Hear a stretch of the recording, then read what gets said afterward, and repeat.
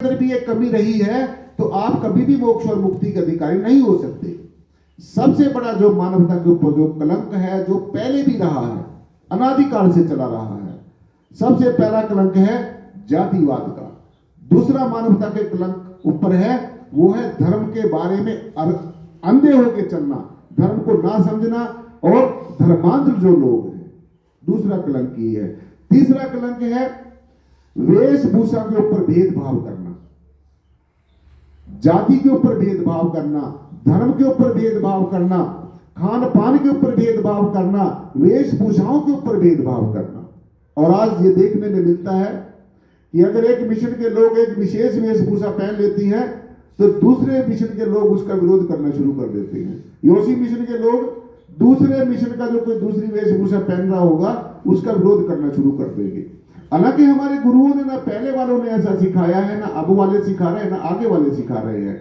ये इंसान का अपनी नासमझी है, अपनी इग्नोरेंस है। तो मैं आपको सीधा सीधा फिर एक बात रिपीट कर दूं, जब तक आप जाति के आधार पर भेदभाव करोगे, जब तक आप धर्म के आधार के ऊपर भेदभाव करोगे, जब तक आपके अंदर किसी चिन्हों का, प्रतीकों का भेदभाव रहेगा, और जब तक जीव के अंदर मन का भेद रहेगा, जब तक मत का भेद रहेगा, तो तब तक साथ संगत जी हम मोक्ष और मुक्ति के अधिकारी नहीं हो सकेंगे।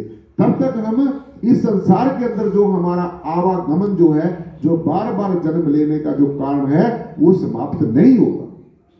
तो हमें सीधा सीधा समझना चाहिए, इंसान की कोई जाति नहीं होती, चाहे कुछ भी बन जाए, लेकिन इंसान की कोई जाति नहीं होती। इंसान एक इंसान है।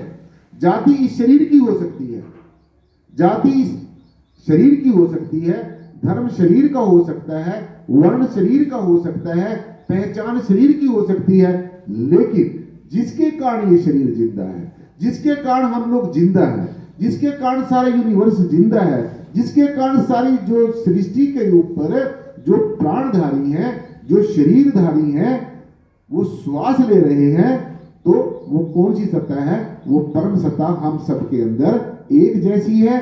और आत्मा की ना कोई जाति है, आत्मा का ना कोई धर्म है, आत्मा का ना कोई वर्ण है, आत्मा का ना कोई संप्रदाय है, आत्मा का ना कोई जो है अमीरी है, आत्मा की ना कोई गरीबी है, आत्मा का ना कभी लाभ होता है, आत्मा की कभी ना हानि होती है, आत्मा ना कभी जन्मती है, आत्मा ना कभी मरती है, आत्मा ना कभी अग्नि से जलाई जा सकती है, न पानी से गलाई जा सकती है, न हवा से उड़ाई जा सकती है, न अस्त्र शस्त्र से काटी जा सकती है। ऐसी शक्ति का नाम आत्मा है।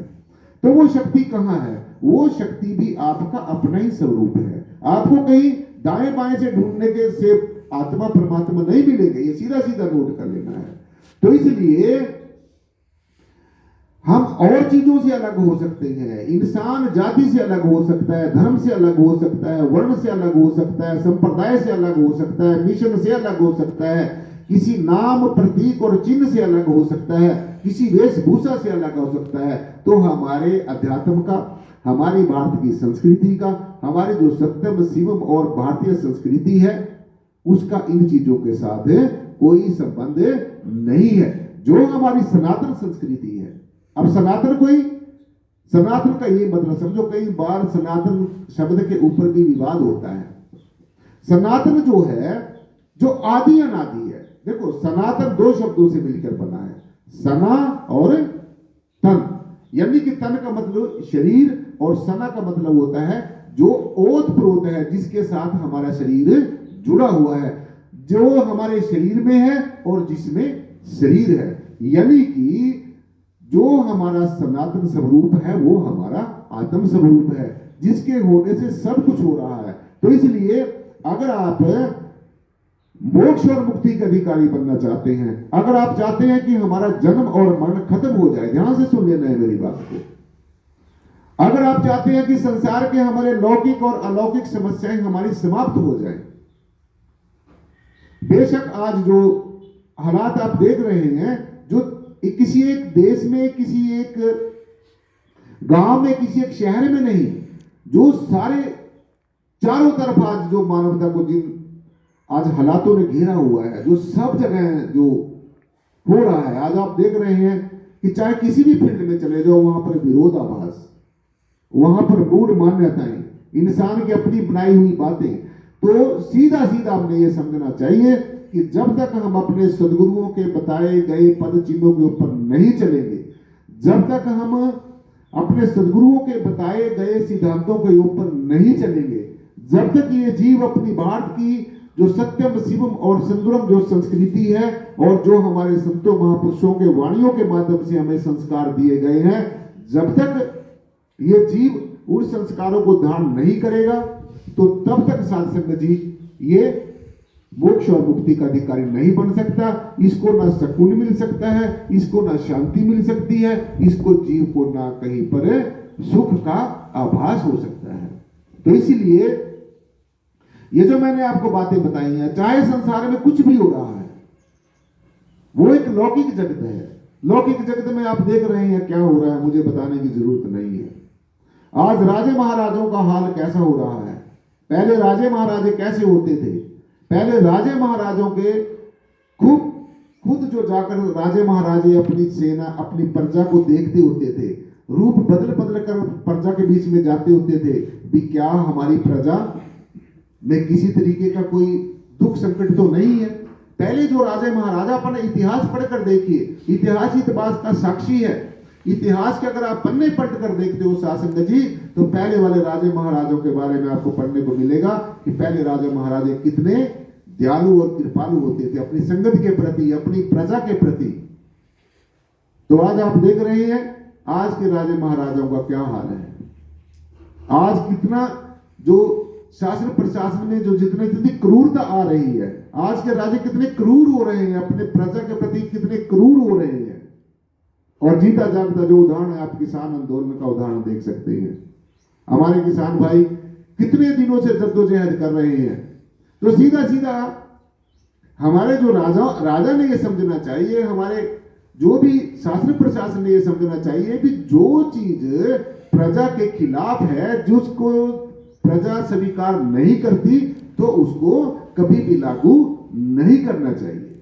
तो इसलिए शासन जी, जिस समय राजा क्रूर हो जाता है, जिस समय राजा अपनी प्रजा के प्रति क्रूर हो जाता है, जिस समय जो जीव है अपने गुरुओं के, अपने रहबरों के, अपने पीर फकीर पैगंबर औलिया अवतारों के सिद्धांतों को भूलना शुरू हो जाते हैं, जिस समय जो जीव है वो माया के वशीभूत होकर, त्रिगुणात्मक माया के वशीभूत होकर, रजोगुण सतोगुण और तमोगुण की माया के वशीभूत होकर शासन जी वो क्रूर हो जाता है, अभिमानी हो जाता है, तो फिर क्या होता है? फिर क्या होता है? आजकल ऐसा ही हो रहा है। आप देख रहे हैं हर रोज आप सोशल मीडिया के ऊपर, इलेक्ट्रॉनिक मीडिया से, प्रिंट मीडिया से आप हर रोज पल पल की खबरें आपको मिलती रहती हैं कि आज जो हालात हैं वो मानवता के विरोधी है, इंसानियत के विरोधी है। तो इसीलिए शासन जी आज हमने सबने अपने अधिकारों के प्रति सचेत होना होगा। हमारे मानवीय सिद्धांत हैं उनके प्रति हमने सबने सचेत होना होगा। तो इसीलिए अध्यात्म का और लौकिक जीवन का और अलौकिक जीवन का जब तक एक तालमेल नहीं होगा, तब तक एक सामंजस्य नहीं होगा, तो तब तक हमारा जीवन में सुख शांति और सुकून नहीं हो सकेगा। जो हमने ये समझना है आज हमें जरूरत है अपने गुरुओं के, रहबरों के, उनके चरित्र को पढ़ने की।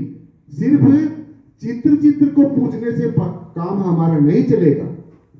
हम क्या करते हैं, एक चित्र रख लेते हैं और चित्र रखकर उसकी पूजा कर लेते हैं। तो मैं आपको कहना चाहूंगा कि मात्र चित्र की पूजा करने से हमारा काम नहीं चलने वाला है। तो हमारा काम कैसे चलेगा?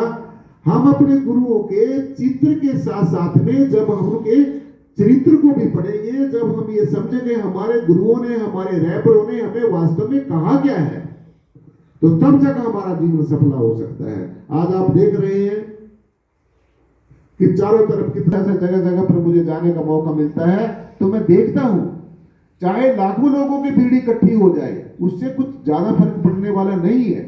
आज आप देख रहे हैं किसी भी आप सत्संग में चले जाओ, किसी समागम में चलो, लाखों लोगों की भीड़ इकट्ठी होती है। तो अगर वो लाखों के लाखों लोग उस बात को समझ रहे हैं तो फिर आज ये इस धरती के ऊपर स्वर्ग ना बन जाता। आज जितना प्रचार हो रहा है, जितना आज प्रसार हो रहा है, अगर ये जीव आज इस बात को बाखूबी समझ ले, तो मैंने अपने जीवन में ऐसा समझा है कि आज अगर हम लोगों के अंदर कमी है, हम सब के अंदर कमी है, मेरे अंदर सबसे पहले कमी है।